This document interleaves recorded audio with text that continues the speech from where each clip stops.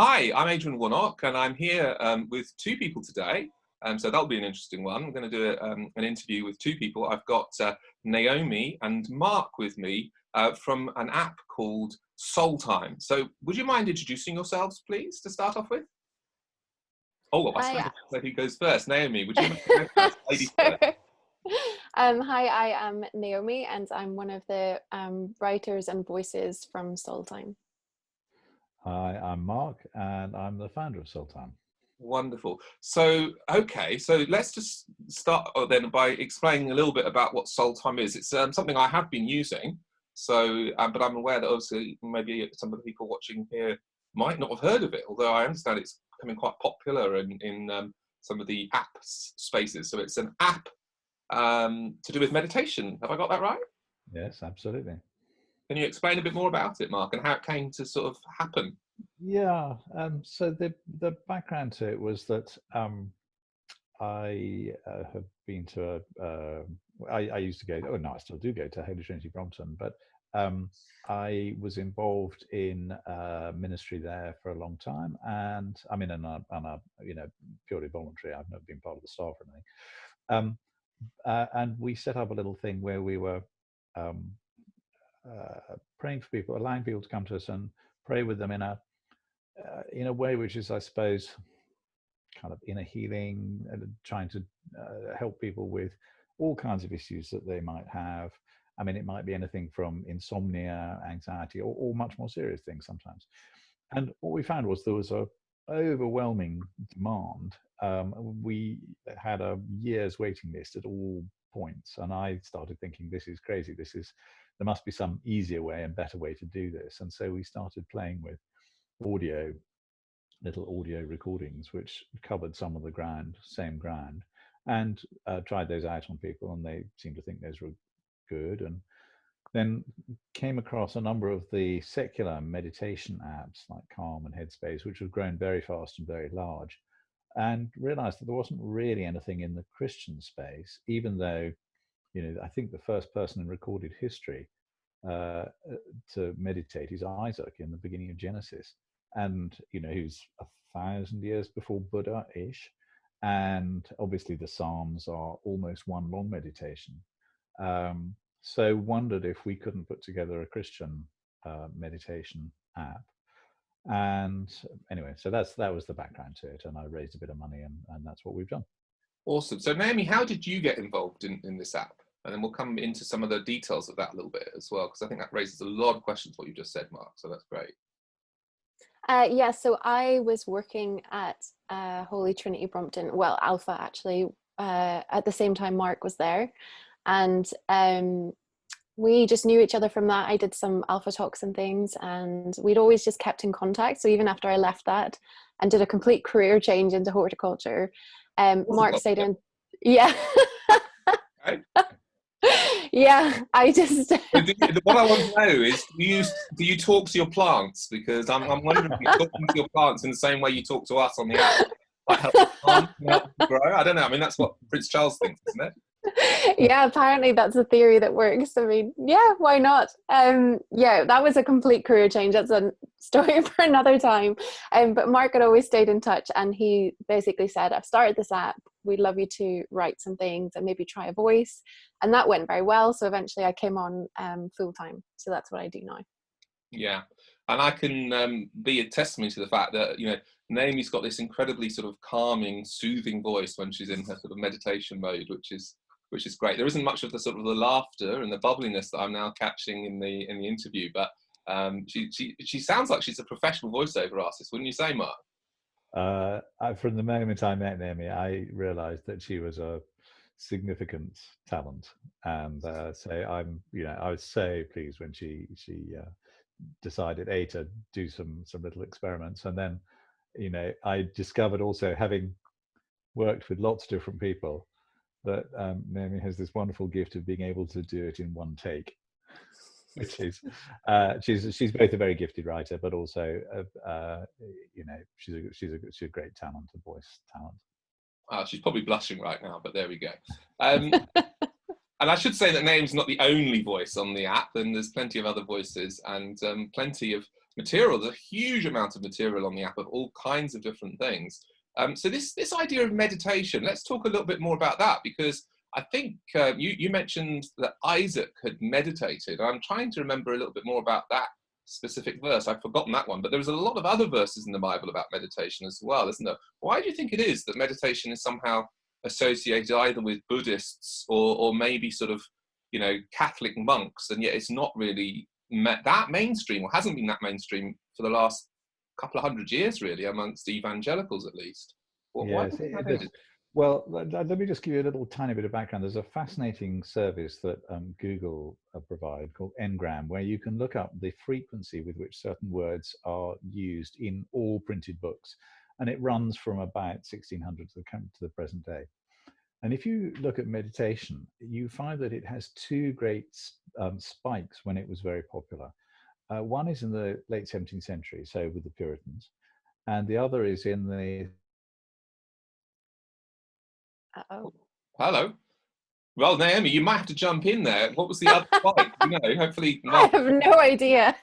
I was on the edge of my seat there. So was I. That was going to be gripping. I was really I know, because that was like well. the Puritans, you know, that's interesting, because you tend to think of the Puritans as being a bit dour, don't you? And if anything, you know, maybe not very emotional, let's say, emotionally savvy. And certainly with mindfulness and the emotional, what's the word?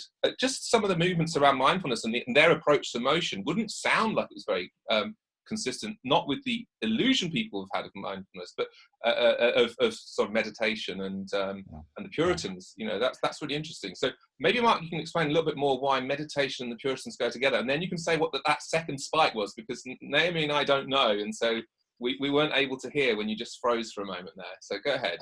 Okay, so the second, just quickly, the second spike was around in the 1830s. So the sort of height of the sort of evangelical revival, sort of coming out of the Methodists at the back end of the 18th century. Anyway, and it's also, it coincides with the spike in the use of the word prayer or gospel or any of those words, if you like. So, but just on why, I think we have a wrong idea about the Puritans. They were extremely emotional, extremely emotionally connected. They had a very strong sense of what goes on in the heart as being something of great importance, that we think of them as being dour and you know, I'm sure there's one end of the Puritan world which was very dour and iconoclastic and, you know, smashing things up and all that kind of stuff, but there's another end which is has a real sensitivity to inward things, to heart beliefs, to what really goes on inside at a deeper level, not just things that you believe in your head, but things that you believe in your heart. And what we've tried to do is make connections in the app with, I think, a lot of things that the therapeutic world has perhaps understood better than much of the Christian world, that the deep things that we believe about ourselves, about other people, are actually extremely important, and they affect the way we behave, the way we respond to people. They drive our emotions very often, and that understanding those things and giving space for those things and giving time to pray over and ask God questions about those things is a extremely valuable occupation of our time. That's really, really interesting. I think we should maybe come back a little bit more to that. But early on in the interview, I did want to raise another question I had, which was around the use of the word soul. I mean, Soultime as an app is quite a sort of catching word. And of course, as a psychiatrist in my own background, I don't know if you knew that, Mark. I don't normally like to tell people that when I'm interviewing them, because then they get nervous. But it's a long time since I've been doing that, and I don't anymore have the power to commit you to hospital, so you're okay. That word soul obviously comes from the Greek word psyche, which is where we get the word psychiatry or psychology, and really it seems to reflect the word mind. And perhaps I was reading Derek Prince the other day, of all people, and he defined soul as being the will, the intellect or the intelligence, I suppose, and the emotions. And so I guess quite closely related to the concept of the mind. So what I'm interested about is that growing up, certainly in certain of the circles I was involved with, the word soul didn't really get used much in Christian circles, except sometimes to talk about something that was soulish and somehow negative. You know, that if we did certain things, that they were being soulish and maybe a bit self-indulgent, maybe, and that really we needed to focus on our spirit. So I wondered if you could comment a little bit on that and the reasons behind your choice of the word soul, because actually, when you look at what the Bible says about soul, it does talk a lot about it. I've seen words like, you know, God wants to restore our soul, that we need to bless the Lord with all our soul. And there's an awful lot about that in the Bible as it happens that certainly for me growing up, I don't think I quite picked up on. No, I very much like the remark that George MacDonald, the novelist, do you remember George MacDonald, who wrote the books that inspired C.S. Lewis to write fantasy? In fact, we have some of his stuff on the app. He comments that we're often taught that we are a body and we have a soul. And he says that's quite wrong. We are a soul, but we have a body. And that the soul is the essence of us. Mm-hmm. It's the deep thing. It's the thing that communicates with God. It's the heart of us. And so it's Soultime. The name was intended to communicate the idea of spending time valuing and getting to know the real us, not just the thing that we present to the outside world, but being comfortable with who we really are, who we were made to be, all of that kind of stuff. I'd like to bring Naomi here in a little bit about that. So what has your own understanding of your soul, how has that sort of been affected over the years by some of these sort of thoughts? And do you have any comments on that? Yeah, like I was brought up in a very kind of conservative evangelical sort of environment, which I find quite damaging, and kind of the concept of the soul for us was always something that needed saved. So that was very much the party line at that stage. And then as I kind of have got older and explored different faith traditions that really inspire me, and different writers and things, and I find it definitely much deeper than that. It's like it's not just about that. It's about your creativity is in your soul, and your connection to God that is there, and anytime you feel inspired, it's there, and it's kind of this constant thing rather than just this part of you that needs to be saved. It's like something you can experience every day in a very meaningful way, I guess. And I did hear a example of your recording of your testimony online. So when I post this on the blog, I hope I can find it again. I shall put a link to it. But perhaps you could just talk a little bit more about how, I mean, I don't want to put words into your mouth, but I kind of got the feeling that your upbringing almost kind of crushed your soul in a way. Yeah, it very much did. I mean, like most of these things, I'm sure it was started out of a place of sincerity and, you know, people believing that this was the right thing to do. And, you know, I've kind of learned to kind of be at peace with that aspect. But for me, it was very, very damaging, and it definitely led to a lot of mental health issues like depression and insomnia. And I remember at 12 feeling suicidal, like I wanted to die, because there was just such an emphasis on guilt and shame and this feeling that you would never be okay, and that you were expected to be perfect, and if you weren't, then, you know, there was just kind of no hope for you. And this idea that God was wrath and angry, huge emphasis on hell and all this kind of stuff. I remember reading somewhere recently that, you know, you've made God in your own image if he hates all the same people you do. And I can definitely see that the people who started that church, that God was very much like them. Like, God didn't like routine deviations, and God was very sober, and God was very kind of like the, you know, the typical Puritan kind of reputation. You know, that's what God is like, because that's what the people who started that church were like. And so if you have any sense of being different from that, then, you know, there's just something inherently wrong with you. So it's very much a struggle. Yeah, it's an interesting thing, isn't it? I mean, I was reading a verse just this morning, actually. No, yesterday, that I've often sort of wondered about, and it's a verse where St. Paul says, let me see if I can get this wording right. I'm quoting it from memory, and I wasn't planning on using it. But he says something along the lines of that Christ came to save sinners, that's right, of whom I am the worst.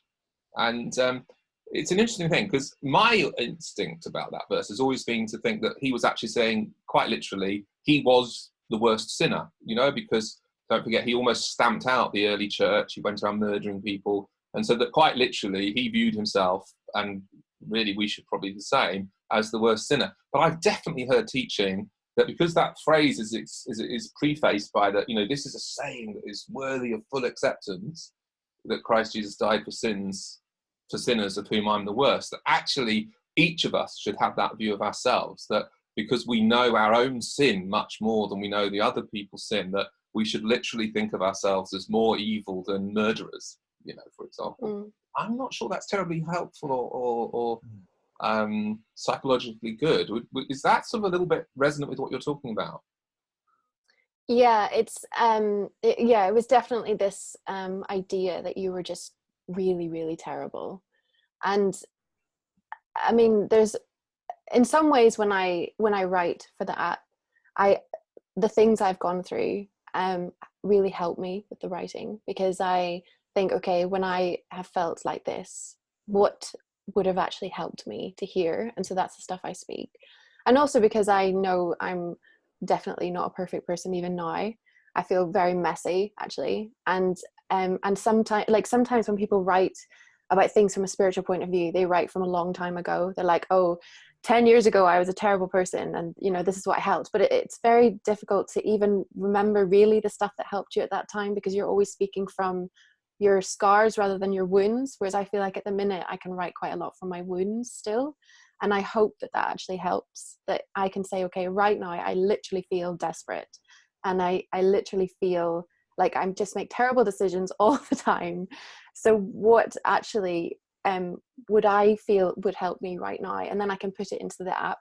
So in a way, it I'm not writing from a place of perfection at all, far from it.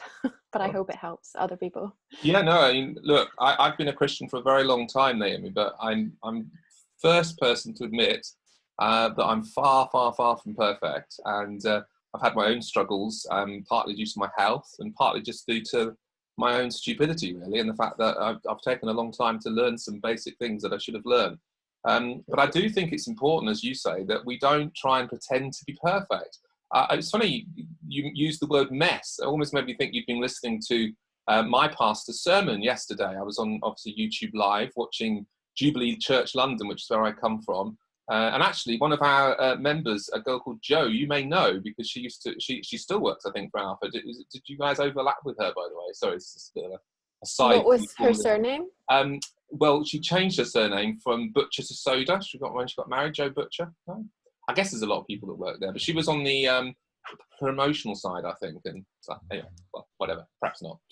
Sorry, it's a bit like, HDB London. HDB is a bit like a sort of city in and of itself, isn't it? So yeah. It's a bit like saying, "Oh, you come from London. Do you know someone?" It's like my church, unfortunately. There's quite a lot of people there.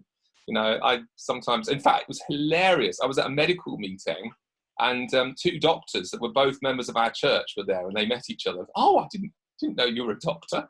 But anyway, it happens, doesn't it? No, but anyway, just getting back to the point, one of the things Toppy said towards the end of his sermon, he'd quoted that lovely verse, "Weeping may tarry for the night, but joy comes with the morning." And he said, look, God is calling you back, no matter how much of a mess your life is. He wants to come to you in your mess and fix it. The Messiah is there in the mess, and the Lord will visit everyone who says, this is me and my mess, and I need you. And I guess that must have been the point you came to at some point, Naomi. Is that right? I mean, how did you get to that point? Yeah, it was definitely a long process, and I had to go through very practical things like therapy for quite a number of years. I'm still in therapy now, and it's just the best thing. It really helps me. But there was kind of a lot of like childhood traumas to untangle, and then to try and find a faith of my own. And so I very much had to untangle everything I'd been taught, which was very hard to do because when you're indoctrinated, that is the automatic voice you hear. And oh, sorry. Right. Shared household during quarantine. No, that's all right. I mean, come on. You know, there's a bit of a meme these days about. I was hoping a kid was about to come in and. Oh, if only. So there was kind of I really put everything right back to even the very question of, do I even believe God exists? And I spent quite a few years where I felt very much in a desert of, I have no idea if God exists. And that was quite a hard place to be, but I think quite necessary. And I had to do it to completely still everything in my mind. Like, I couldn't even read the Bible for about 2 years because I had been taught it in such a aggressive way. Like, it was, you know, King James, and everything somehow came back to sin and hell and guilt. And I just found it very traumatic to read. And eventually I started with the Message. That was a really helpful and healing version of the Bible for me to read, because the tone is just completely different. And then eventually I just really listened to my gut, which was saying that there is more, that God exists, but that he is love and he's not angry and hateful. And yeah, I guess that was the process that happened for me. And actually I read a lot of Christian mystics and contemplatives, and that really helped me very much. Is one of the reasons why I love Soultime and the whole concept of mindfulness and meditation, because whenever I found it really hard to even know if I had a faith, those were the kind of things that really helped me, because they give you words when you can't find words of your own. That's beautiful. So I'm interested in one thing actually here, Naomi, is so for me personally, I discovered mindfulness really, I mean, I was vaguely aware of it, but properly through the NHS and through a course that I was offered because I'm a cancer patient, which was quite interesting to me, of course, because, you know, some of my kind of spiritual alarms were going off, you know, because of the idea of Buddhism. But this was a secular mindfulness course. So they tried to take what, for most people, they see mindfulness as an outgrowth of Buddhism, and they don't see the link to ancient Christianity. In fact, because many of the concepts are entirely the same as what you can see if you look at the Psalms and if you look at some of these scriptures. So my route into a lot of this really was through that course that I did. And I found it very difficult at the beginning, but I found it very helpful. And so I'm wondering for you, were you sort of also drinking at some of the kind of, you know, outside of the church wells as well that led you in that direction? Or did you find sort of some of these ideas through these writers that you read initially? I think initially it would have been definitely from outside of the church things, because I found things to do with the church just very stressful. I still find the church quite a difficult place to be, but I've learned to try and get the good out of it. But there was a lot of apps I used, like all the ones that are almost like our main rivals, like Calm, Headspace, all these ones I was on, and even little ones that help you breathe. Like there's one called Insight Timer where it just gives you a little ding to breathe in and a little ding to breathe out. But then it was also Christian writers that I really loved, people like Barbara Brown Taylor and even Brené Brown now. They're just all so great at helping you be in the present moment. And so I kind of did a mixture of both of those things.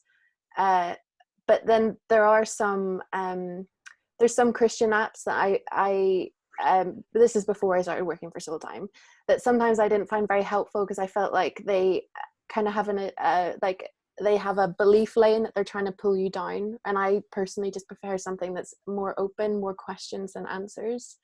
And so personally, that's what I try and incorporate when I write for Soultime. I try and make it more open, and yeah. It does come from a kind of Christian kind of philosophy and background, doesn't it, Soultime? Very much, I would say. Sure. Yeah, which is good.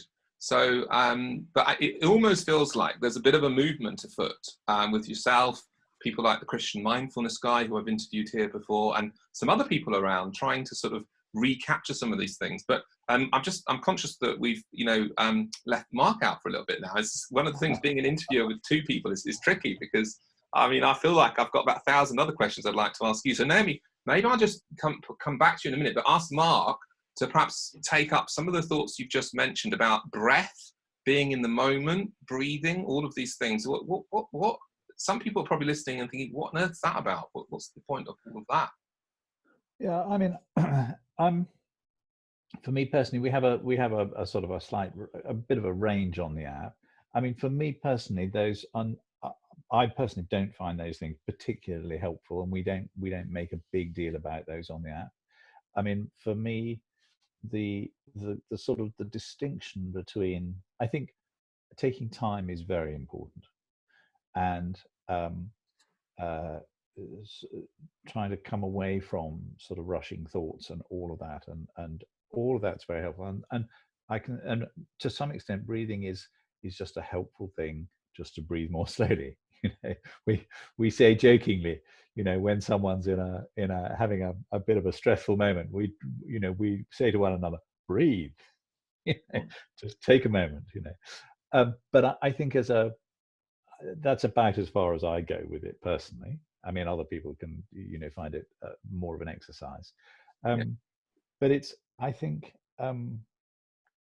the idea of is really to try and, you know, that psalm, I have stilled and quieted my soul like a weaned child. You know, it's very much that sort of idea, is to still and quiet one's soul, because it's difficult to listen to one's heart. It's difficult to find out. You know, the heart is deceitful, you know, and it's hard to understand.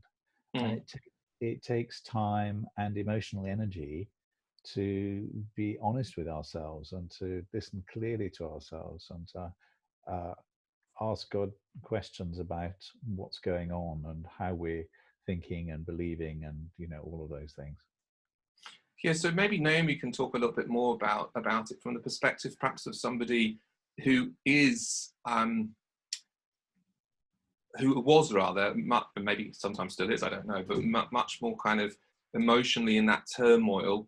Because I know for me that was the thing where you're living both in the past of, oh my gosh, what's happened to me? I remember for me, I've lost my health, I can't work anymore. Oh my gosh, what's happening? But also in the future, thinking, you know, what if things don't go as well as I hope they will for me? You know, will I ever be able to work again? What's my future look like? And for me, because my mind was so anxious and overstimulated, I found, and still sometimes find actually, that the breathing thing was absolutely crucial. And I wonder if perhaps you might be a little bit like me in that regard, Naomi, and could elaborate a bit more on that for you personally, because I guess it won't work for everybody, but for some people it might be really crucial. Yeah, I'm definitely with you on that. Like, I'm still, you know, it's not a past thing for me to be in turmoil. I'm still very much in turmoil. Yeah, me too. Me too. We'll be in turmoil together, Naomi. How about that? That sounds great. Yeah, there were definitely times. I remember a few years ago, just before I switched to horticulture, it was one of the reasons I did, when I was really, really, really burnt out and stressed, and I couldn't even listen to podcasts or spoken meditations because it just required too much energy even to do that. So that was when the breathing apps, they were literally just breathing apps. You just watched a picture that said breathe in, breathe out, breathe in, breathe out. That was it. And sometimes I would do that. I would have to like go to the bathroom at work every 20 minutes to do that. And it sounds like such an obvious thing to breathe, but it was the only thing that would pull me out of my head or anxiety or stress. And also obviously it's been scientifically proven that taking deep breaths actually calms down your nervous system, calms down your emotions. So it's an actual real thing. But there's obviously certain strains of Christians find the concept of breathing just really, like, they fall off their chair and gasp in horror, like, oh, breathe, like, oh no, it's terrible.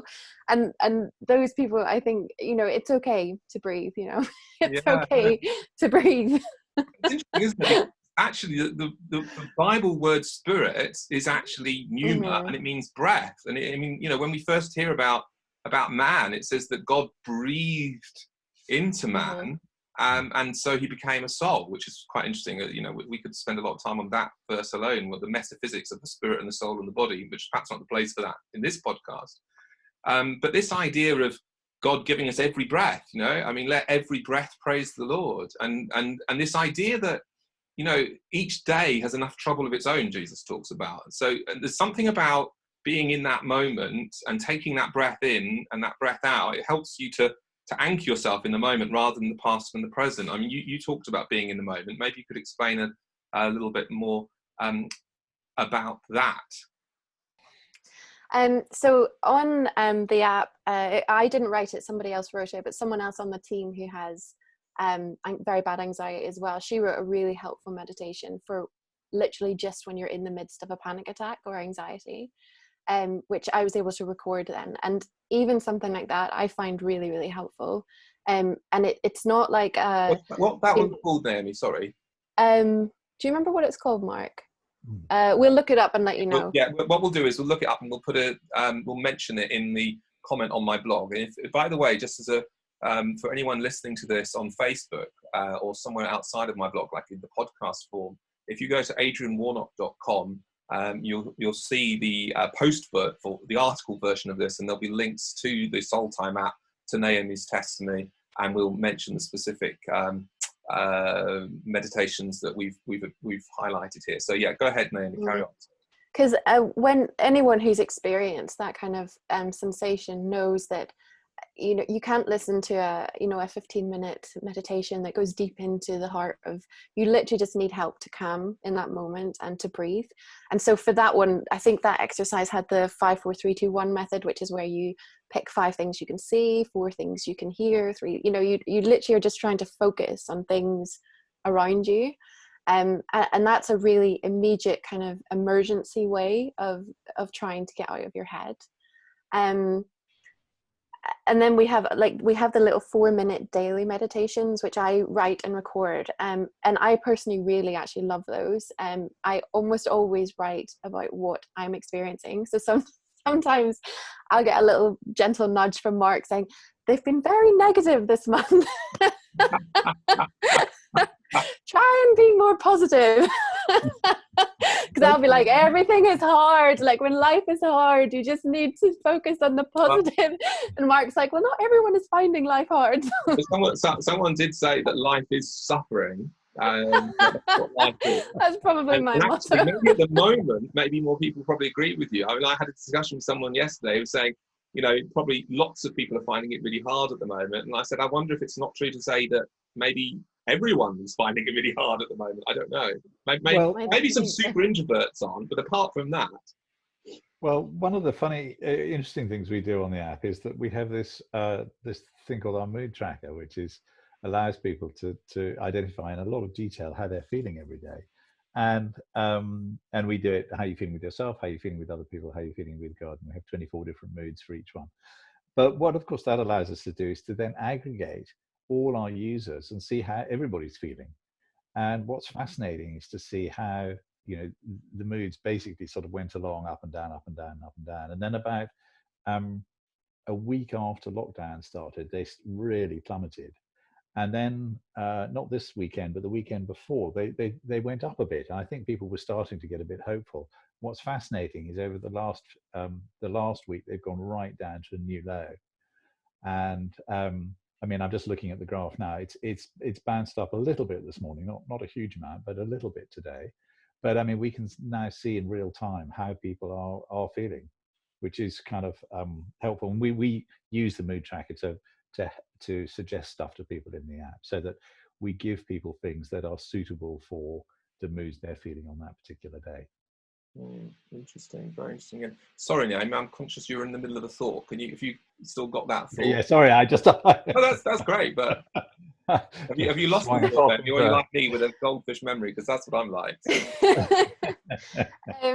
Yeah. So the daily. So we do those, and then we also have categories for if people are experiencing a certain thing and they want to be in the moment with that. So if it's trouble sleeping or all the ones I write are very melancholy. So I wrote a series on despair and a series on anger, and so all the negative ones are more my angle. But I think it just helps you in the moment. I want to slightly challenge you at the moment here, now, because I'm not quite sure I agree with this division between negative and positive. I think sometimes emotions just are. And I think, one of the things that, really struck me actually was, as a psychiatrist, I obviously, looked into a lot about the various different sort of psychological theories. And when I was training and when I was working as a psychiatrist, it's a long time since I've worked in the NHS, the sort of the mindfulness movement hadn't really come on board yet. And so there was a strong emphasis on CBT, which is not a bad thing. But one of the things CBT does is it talks about negative thoughts and positive thoughts. And it's true, certain thoughts can be very negative and need to be challenged, and certain thoughts can be very positive. And we should, sometimes try and replace our negative thoughts with our positive ones. And there's even sort of scriptural support for that, the idea of taking every thought captive, the idea of, what you dwell on and all the rest of it. But when it comes to the emotions behind these thoughts, I'm less convinced these days that there's even such a thing as a negative emotion, that that our emotions just are, and there's sometimes it's a bit of a mystery why they spring up. Sometimes there's a clear reason, and it's actually very helpful for us to be able to be honest enough to identify our emotion and say, actually, do you know what, I'm feeling angry, and to find a way of recognizing that, find a way of acknowledging that to yourself even, and then maybe a way of expressing it sort of to someone else if that's appropriate, or identifying it some way, and then to think about it and perhaps challenge it so we don't become ruled by our emotions. But yeah, I'm not so sure. No, I completely agree with you about this. So on our mood tracker, we quite deliberately have sort of half and half. I don't know how else to refer to it, but positive emotions and negative emotions. I mean, so we're deliberately trying to help people be honest. Am I feeling angry? Yes. Am I feeling despondent? Am I feeling, just irritated? Am I feeling down? Am I? But as well as I'm hopeful, I'm expectant, I'm feeling loved, I'm feeling chosen. I'm feeling, so. But it's okay to be anywhere on the board. You don't have to be one side or the other side, because I think you're completely right that the more negative feelings often tell us more about that there's something going on inside us that's worth investigating, worth looking at, and worth understanding more. Where is this coming from? Why do I feel like this? It's, the emotions are there for a reason. They're there to help us understand ourselves.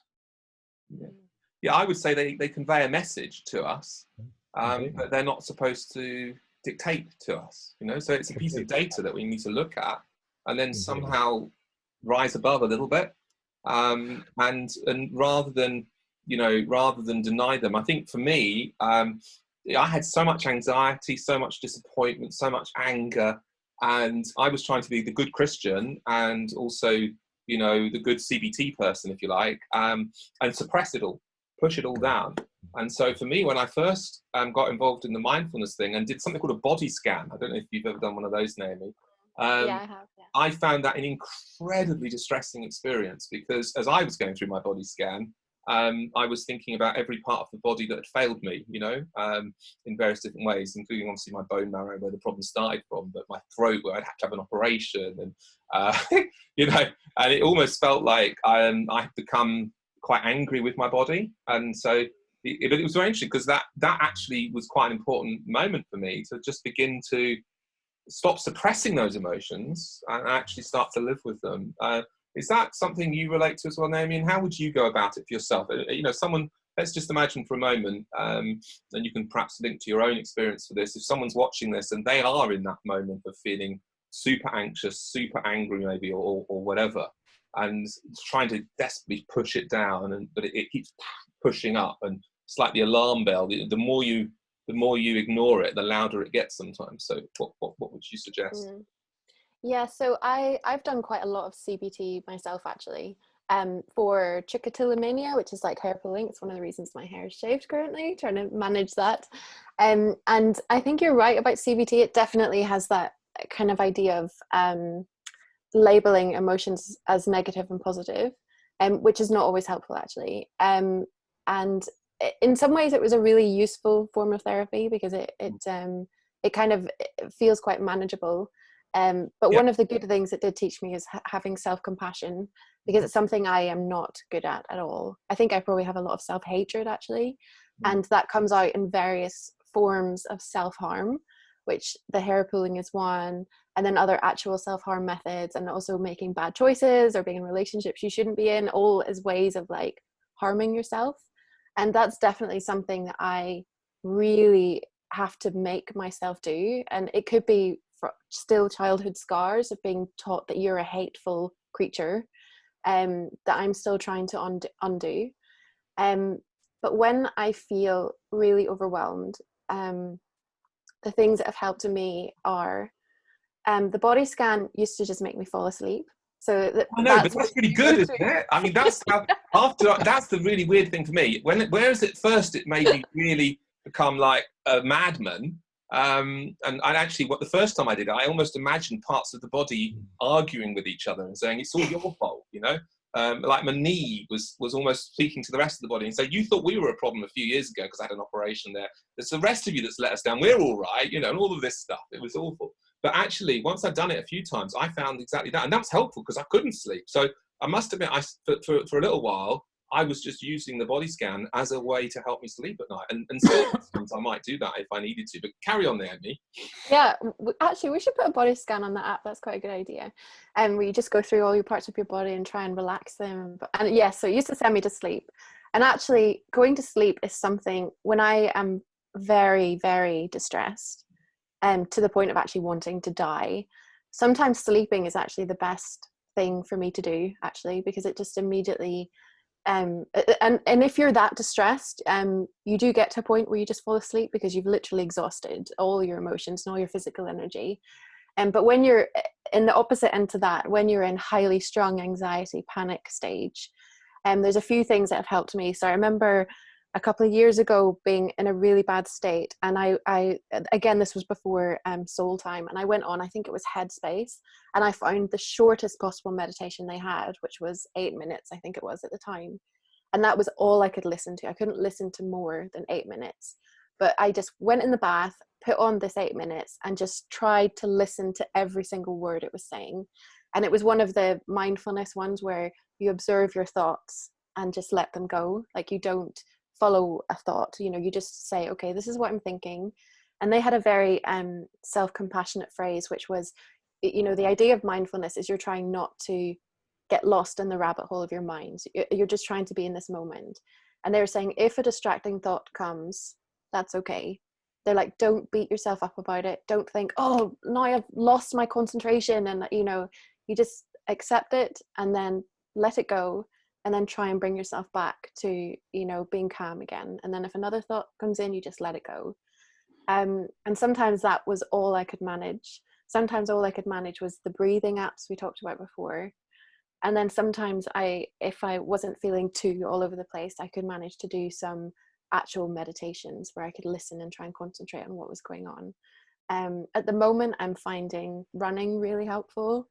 Finally, having one moment of exercise a day is actually working, because I'm like, yes, now I can just get out of the house, and I'm actually doing it, and I'm finding that really helpful.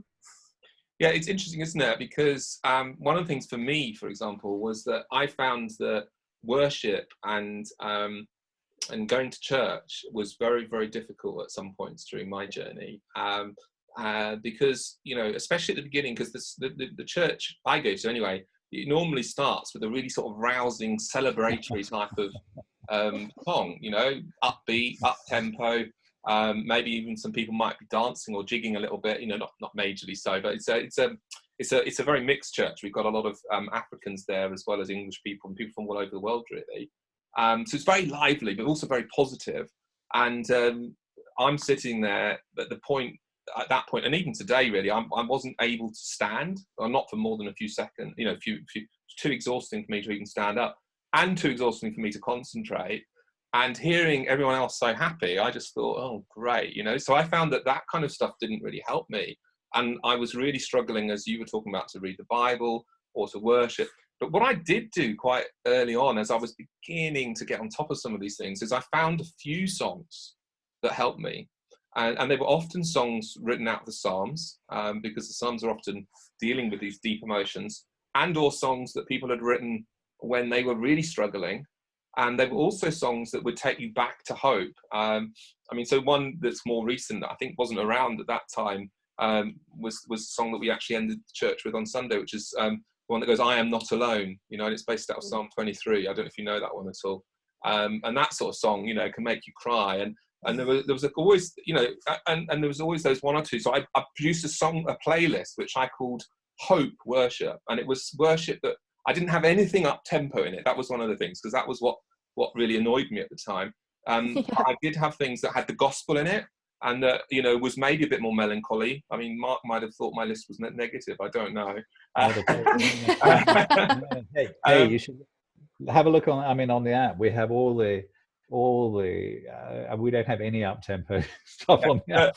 Fair enough. But what was interesting was that for me, I then eventually got to the point where listening to some of those songs, and actually not just having them on in the background, but actually focusing on them, maybe even singing them, it became like a form of meditation for me. And it made me think that perhaps for some Christians who are more together than I might be, you know, worship can actually act as a form of meditation. And maybe some people find prayer really easy, and that can be a form of meditation. But for me, I've had to learn that, and I've had to learn that through some of the sort of tools you're talking about. That being able to still and to quiet your soul. Or, you know, we mentioned that Psalm 131 it is, and then also the one that talks about, you know, be still and know that I am God. You know, quietening yourself down. Toppy, my pastor, also said something recently. He said, "Look, without solitude, you'll never hear God." So in a way, right now, we've got that opportunity. People have got time. They can't say, "I don't have time anymore." Well, maybe not some of the people who are out there, you know, serving us in hospitals and such like. But for many of us, we're shut in. And at the very least, even if we're still working from home, we have our commute time and we have our own space. And it's almost like we can put aside the pressures and the turmoil of the world and see this as an opportunity to do some soul work. And so that's why I think it's great that you've added some materials that will help specifically at this time. I totally get what you're saying about church. It's a bit of an introvert's nightmare sometimes, because it's very loud, and then, you know, if you go to Anglican churches and you have to do the pace, sometimes you're just not in the mood to touch someone or talk to someone. You just want to be alone. But sometimes church is a really beautiful place, and sometimes I really enjoyed more smaller kind of contemplative kind of services. But actually, I've just thought of a new thing that's been helping me. So I've been having another life crisis in the last few weeks. And I was saying to Mark, "I'm so sorry, I'm always bringing drama." And he was like, "It's fine. This is what we love and expect from you." And there's actually been a new thing that's been really helping me over the last few weeks, which I've just remembered. And I'm normally very bad at being disciplined, and it's probably one of the reasons I can be so messy in my life.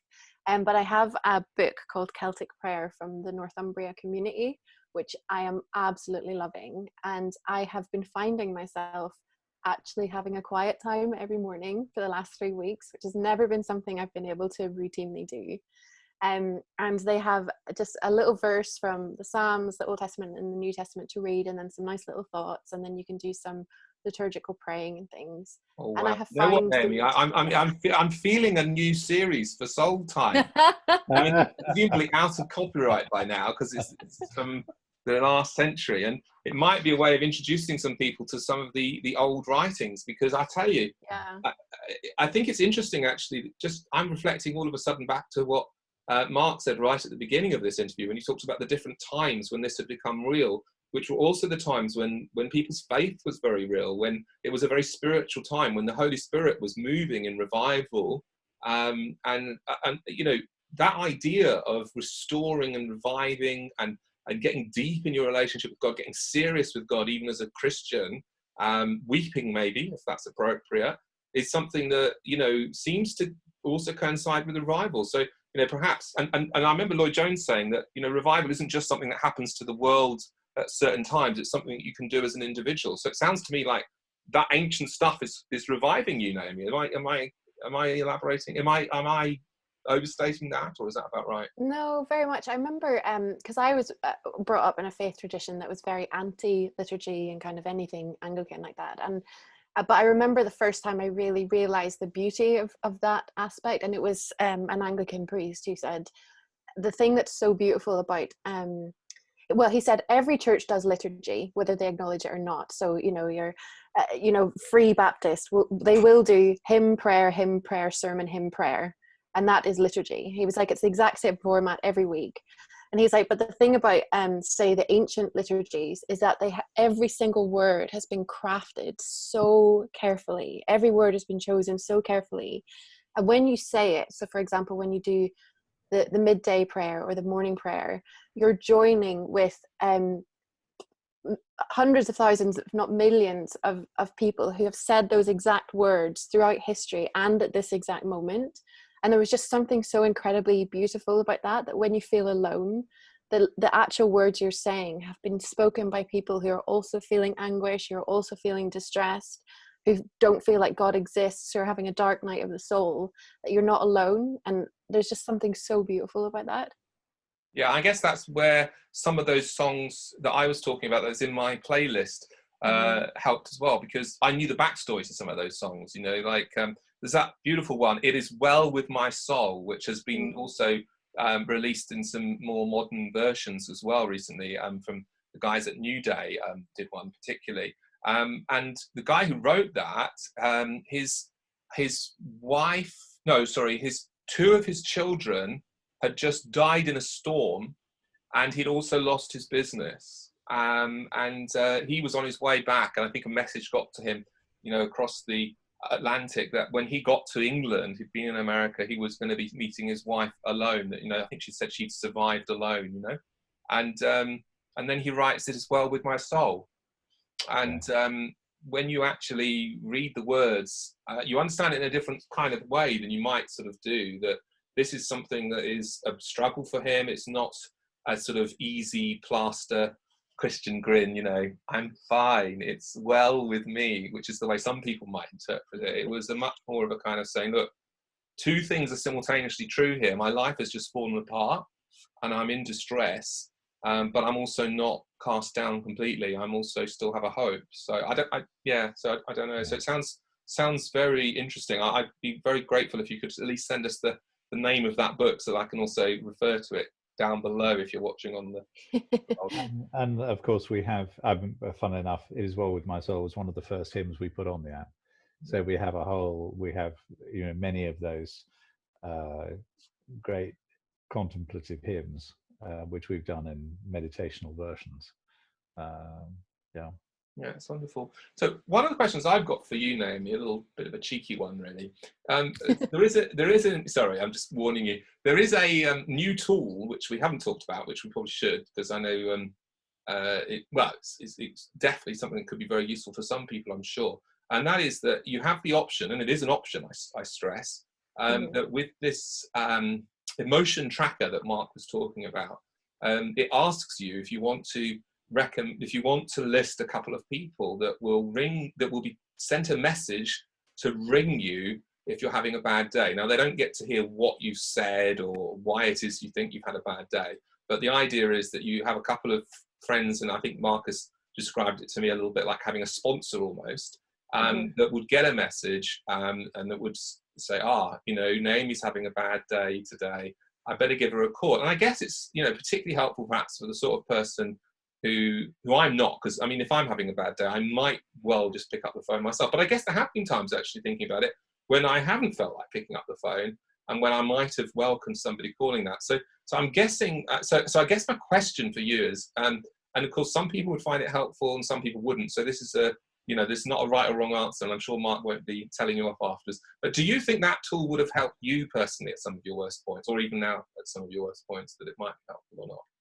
Yeah, because I think sometimes if you get so low, you don't even reach out to people. Like you feel like you're a burden, or sometimes it's just very even difficult to have the perspective that you're actually as bad as you think. Whereas if the app can pick up, actually, you've had 6 days in a row where you've said you feel utterly despairing, then that's quite a good way of being self-aware. And I definitely know that the times when someone has called me have really lifted me. And if in a moment of, you know, sensible thinking, you can think, oh, that sounds like a nice feature, I'll add that in. And then maybe if a few months down the line you are feeling very low, you get a call and suddenly you have the benefits of the thing you put in place when you were actually feeling okay. Because I think when you're feeling low, sometimes it's very hard to make good decisions or to know what you actually need. So yeah, I kind of went through a change with reaching out to friends, where for the first number of years of my adult life, I didn't reach out to people and I kept everything inside. And then I really learned to, I mean, I've probably overshared at many points in my life. I've probably gone too far the other way. But I think I'm quite good at saying to people, I'm struggling with this, but I've gone through a big process to get there. Whereas I think there's certain people and maybe certain generations that find it very hard to reach out and trouble people with their worries. And actually, even if this just makes you think, actually, it's okay to let people know. And I think actually that's one of the really nice things about quarantine right now, is that everybody is in the same boat and everyone will understand. It's a really unique situation all around the world, where if you call a friend and say, I'm finding this really hard, chances are they'll say, oh yeah, me too. And then you can have a nice conversation. That's the thing, isn't it? Because I mean, so for me personally, even broader than just, I mean, because I've been partially self-isolated for 3 years, really. Obviously not to the sort of full extent, not able to work at all for well over 2 years, and for a few months even before that, it was really, I was only able to do a little bit from home. I probably should have stopped sooner than I did, to be honest. And very worried about washing my hands and, you know, and not catching infections and, you know, people coughing around me. And, you know, sometimes people thought I was being paranoid. Now, of course, it's welcome to my world, everyone else. Do you know what I mean? I think that, you know, for a lot of people, life was just sweet for them. All of a sudden, they've been confronted with their own frailty and with their own mortality and with their own lack of control over our world. We like to think we can plan and have all these things in the diary. And I mean, one of my friends said that, you know, they were looking forward to a very busy March and then in April, and then sort of, oh, well, that's not going to happen then. So, I mean, yeah, I think you're right. So, I mean, I'm sure for some people, they're probably taking it quite badly, actually. So what would you say to somebody who suddenly, having like perhaps been very, very busy and you know, apparently successful, you know, everyone, you know, just thinks, oh, he's okay. I mean, that was very much me before my diagnosis, who's now suddenly been hit by this, or maybe something else actually, but I'm just thinking about people who've been really hit down by this moment, and they're suddenly questioning everything. It's like, what if I die? You know, what if my family member dies? What if you know, what if we can never work again? What if? What would you say to those sort of people? Who are you asking, sorry? I don't know, either of you really. Sorry. Whoever wants to jump in, or both of you. In fact, yes, why don't we ask both of you to give your answers? How about that? Who wants to go first? Mark. Oh, tough questions. So I think, just thinking about some of the things we've been talking about up to now, you were talking about the author of, you know, It's Well With My Soul. And there is in that an honesty about things. You know, things can be very, very hard, and life is not full of, it's not always roses and it's not always sweet smelling. That there's you know, as a friend of mine likes to say to me, life's tough, then you die. You know, there are tough things in life, and that is the truth. But that's not the whole truth. That's only part of the truth. And I think, just as we've been talking about this morning, it's a good place though to start by trying to understand and to put a name to what it is you're actually feeling. You know, and there's real power in that if you can put a name to what the feeling is. You know, it's not just I'm down, but I'm angry about this situation, or I'm disappointed, or I'm resentful, or I'm, you know, there's a certain, you know, there are people that I'm resentful with, or I'm resentful at God. Just being able to name those things clearly to yourself, and to have the just to know that it's okay. It doesn't matter what you're feeling. What you're feeling is, as you've been saying earlier, is what you're feeling, and that's fine.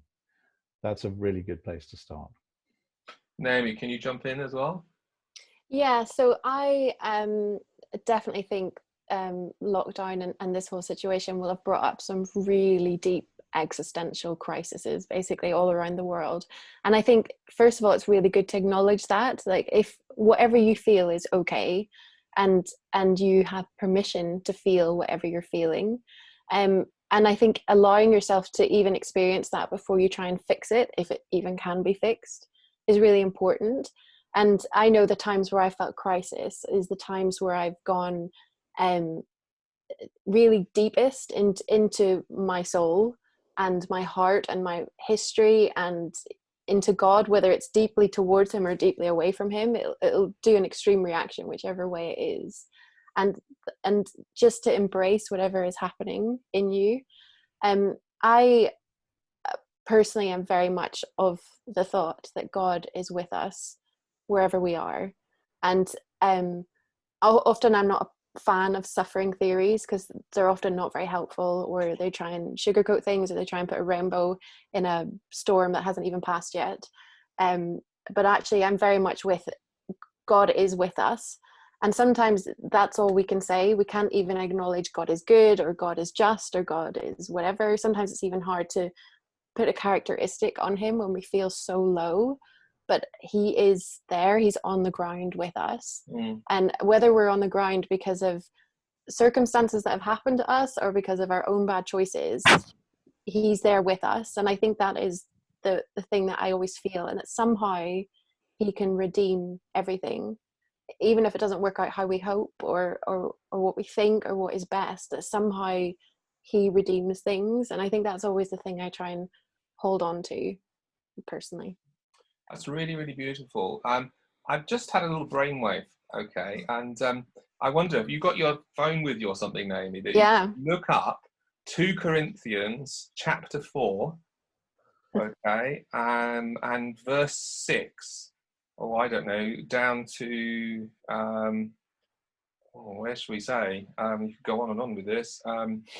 Yeah, maybe down to verse 18. And I'm just thinking, because a lot of people won't have any idea about what Soultime is going to be like, what's it like to listen to an app, and and what, the sort of the calmer voice that you put on there, which, obviously this has been quite energetic and animated, which has been wonderful for this kind of context.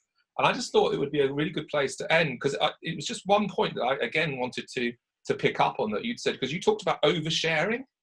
Yeah. And I think you could make that accusation of the Apostle Paul, actually, particularly in these verses where he just talks about how desperate he'd got, and yet how he hadn't completely lost hope.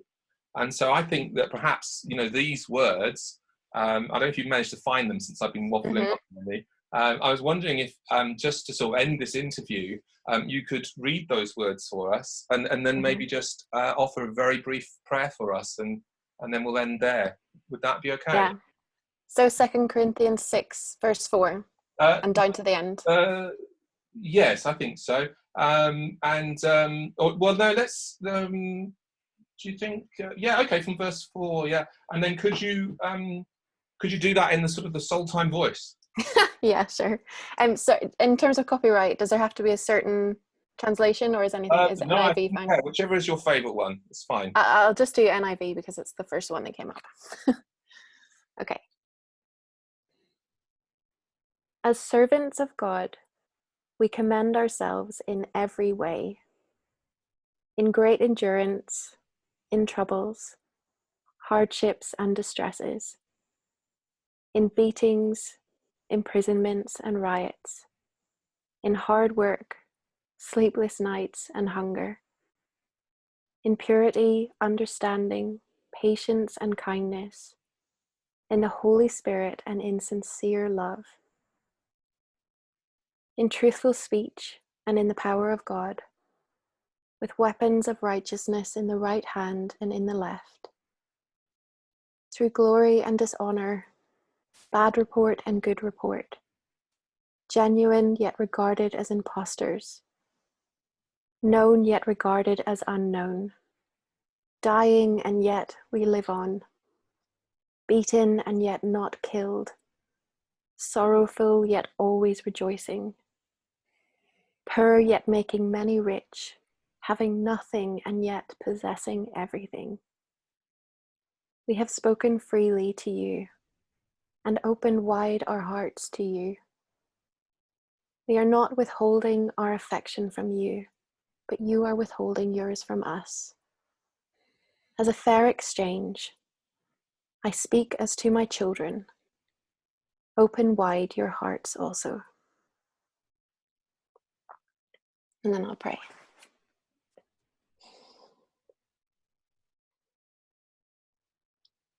God, thank you that you are with us wherever we are right now. Whatever feelings we're experiencing, whether it's despair or relief, a sense of being hidden in you or being exposed, we know that you are with us and you have a way of redeeming everything.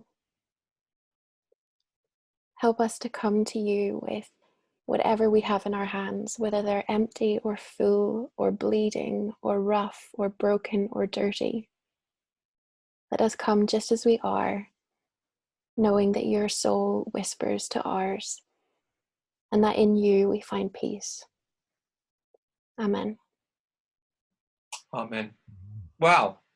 Thank you very much for that, Naomi. I must admit that brought a couple of tears to my eyes, so it's just as well at the end of the interview now. Bless you. So thank you so much, Naomi, and thank you, Mark. It's been really lovely to meet you both. I had no idea that you were part of HTB, a church which I sometimes call the only church in the world where a crash is what happens between two cars outside. But yeah, but a wonderful church who's given a lot to the world, and we you know, I've been so blessed by much that's come out of your church, and obviously now your ministry here as well with Soultime. So I commend Soultime. Encourage you to get it. It's available, I believe, on both an iPhone and an Android. Is that right, Mark? Correct. Yeah, that's right. Yeah. So thank you very much. Is there anything you want to just end by saying, Mark, that we've missed? Or No. Thank you so much for your time, and it's been fun and great to talk to you. Okay, wonderful. Thank you so much, Adrian. Thank you.